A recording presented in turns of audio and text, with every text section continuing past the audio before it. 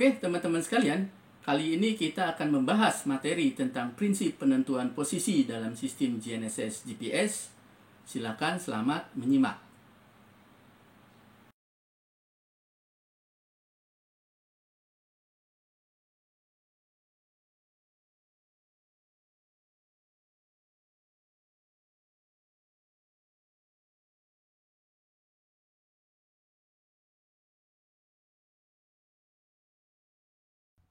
Oke, teman-teman sekalian, untuk memulai membahas prinsip penentuan posisi dalam sistem GNSS GPS, nah kita awali dari membahas prinsip penentuan posisi itu sendiri ya, secara umum.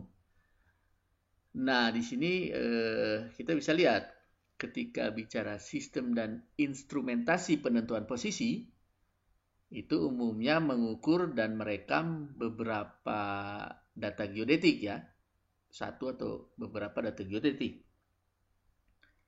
Nah, data geodetiknya bisa apa saja?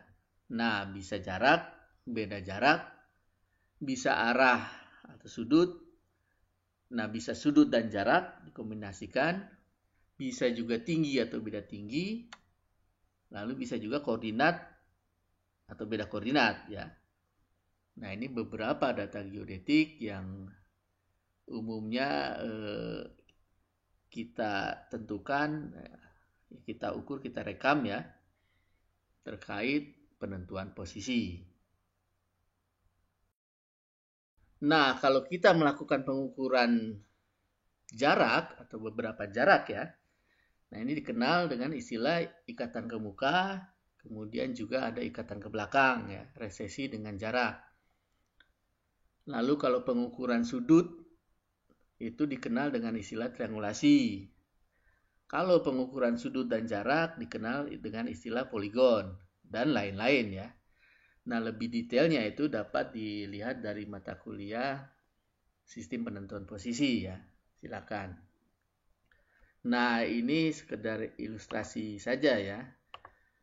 Ini contoh resesi dengan jarak ya. Ketika beberapa koordinat ini diketahui, kemudian kita tentukan jaraknya gitu ya. Nah, untuk menentukan koordinat di sini itu bisa dari beberapa koordinat yang diketahui dan jaraknya yang diketahui. Nah, ini ilustrasi resesi dengan jarak atau ikatan ke belakang.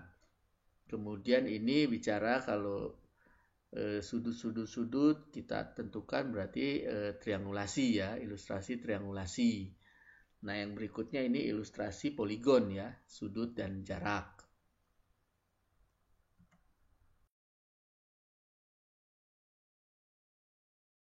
Nah, kalau kita bicara prinsip penentuan posisi dengan GNSS GPS, nah itu seperti apa? Nah, prinsip penentuan posisi dengan GNSS GPS itu resesi dengan jarak ya. Jadi posisi satelit diketahui, ini bisa dilihat di sini ada X, Y, Z 1, 2 dan seterusnya. Kemudian jarak itu bisa ditentukan. D1, D2, D3, D4 dan seterusnya. Jadi jarak dari satelit ke pengamat ditentukan sehingga kita bisa menentukan posisi di pengamat ya. Nah, ini resesi dengan jarak ya, karena ini ketahui posisinya, kemudian jarak-jarak diketahui.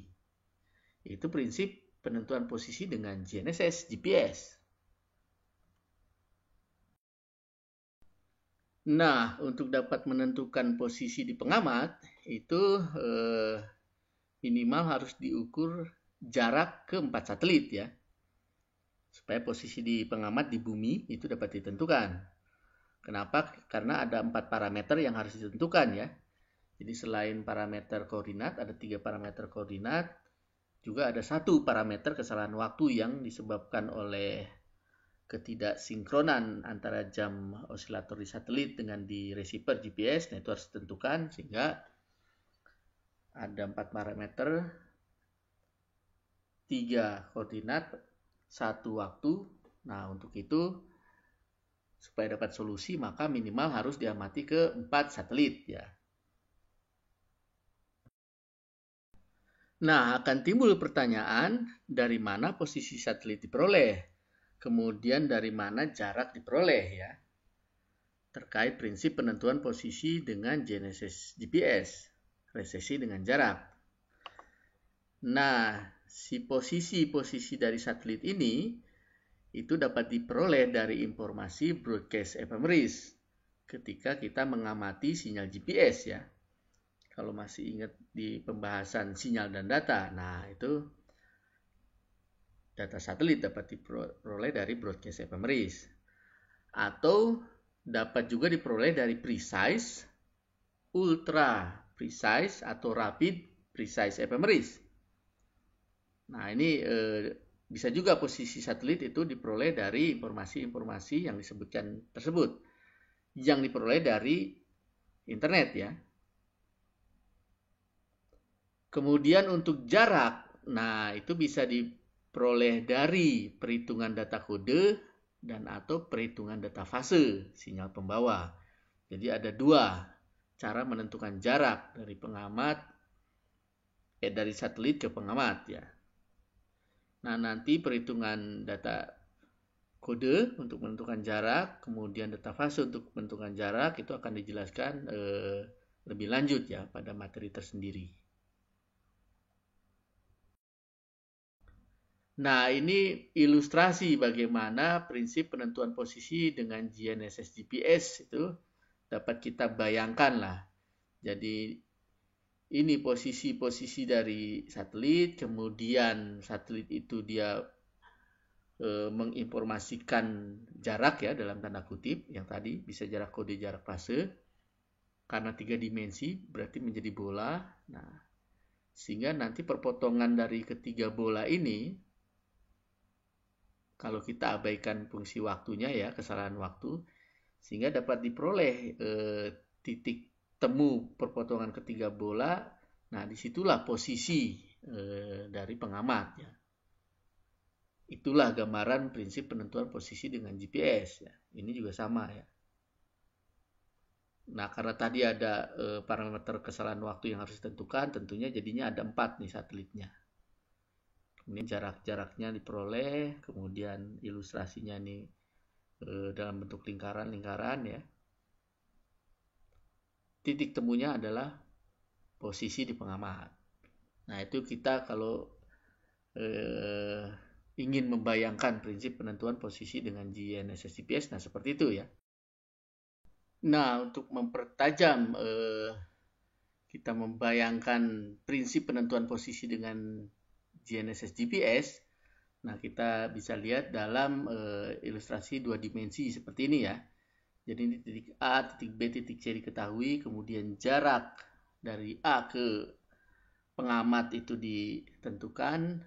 Nah ini juga dari B ditentukan, dari A dan B, kemudian dari C juga ditentukan jaraknya. Nah sehingga perpotongan dari ketiganya itulah posisi yang kita cari ya. Nah itu prinsip penentuan posisi dengan GPS GNSS. Kita ilustrasikan, nah kita pahami seperti itu ya. Semoga paham ya dengan jelas. Nah, pada sistem GNSS GPS, posisi diberikan dalam sistem koordinat WGS 84, World Geodetic System 1984. Nah, sistem koordinat ini yang lazim digunakan secara global saat ini ya. Jadi hampir semua orang di dunia itu menggunakan WGS 84 dalam penentuan posisinya ya. Nah, di sini dapat dilihat bagian dari sistem koordinat WGS 84, nah elipsoidnya ini WGS 84. Kemudian datum geodetiknya juga WGS 84 ya. Di mana nih arah-arah dari salib sumbunya, untuk sumbu Z yang mengarah ke kutub pada tertentu, sumbu X-nya berhimpit di meridian Greenwich, nah sementara sumbu Y-nya tegak lurus, sumbu X dan Z ya. Nah ini gambaran secara umum sistem koordinat WGS 84 ya, beserta elipsoidnya dan datumnya. Nah kemudian posisi dari sistem GNSS GPS itu diberikan dalam sistem koordinat geosentrik ya, defaultnya ya. dan sistem koordinat geodetik. Jadi ada dua defaultnya, dua sistem koordinat. Lalu tinggi dari sistem GNSS GPS adalah tinggi elipsoid ya. Nah, dari sini jika kita ingin menggunakan sistem koordinat lainnya, termasuk tinggi lainnya, maka kita harus melakukan transformasi koordinat.